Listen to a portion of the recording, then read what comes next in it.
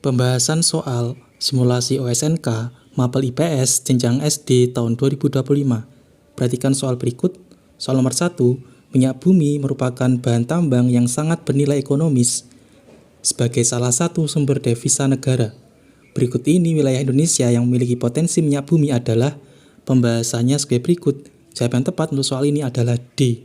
Tarakan dan Dumai. Tarakan dan Dumai adalah dua wilayah di Indonesia yang terkenal dengan potensi minyak buminya. Tarakan terletak di Provinsi Kalimantan Utara, sedangkan Dumai terletak di Provinsi Riau.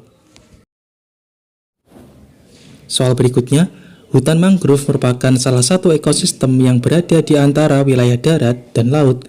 Pada umumnya, hutan mangrove berada di pinggir pantai. Salah satu manfaat mangrove yang berada di pinggir pantai adalah. Pembahasannya sebagai berikut. Jawaban yang tepat untuk soal ini adalah D. Meredam gelombang laut. Hutan mangrove memiliki beberapa manfaat penting di pinggir pantai.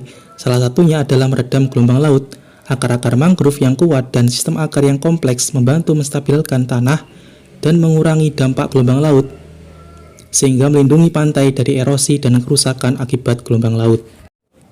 Soal berikutnya, kerusakan sumber daya hayati di Indonesia merupakan masalah serius yang berdampak pada lingkungan ekonomi dan kesejahteraan masyarakat. Berikut ini tindakan yang menyebabkan kerusakan sumber daya hayati adalah. Pembahasannya sebagai berikut. Jawaban yang tepat untuk soal ini adalah A. Perusahaan melakukan penebangan hutan secara liar.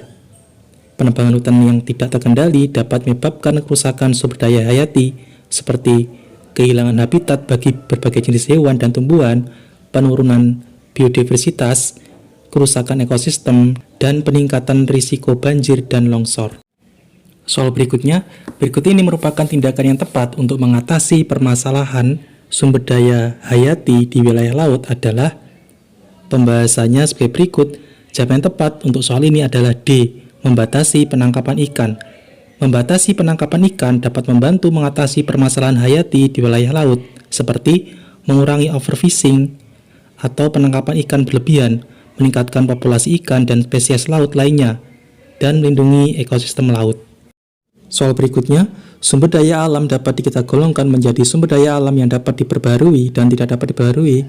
Berikut ini adalah cara yang tepat untuk menjaga sumber daya alam yang tidak dapat diperbarui adalah. Pembahasannya sebagai berikut. Jawaban yang tepat untuk soal ini adalah B.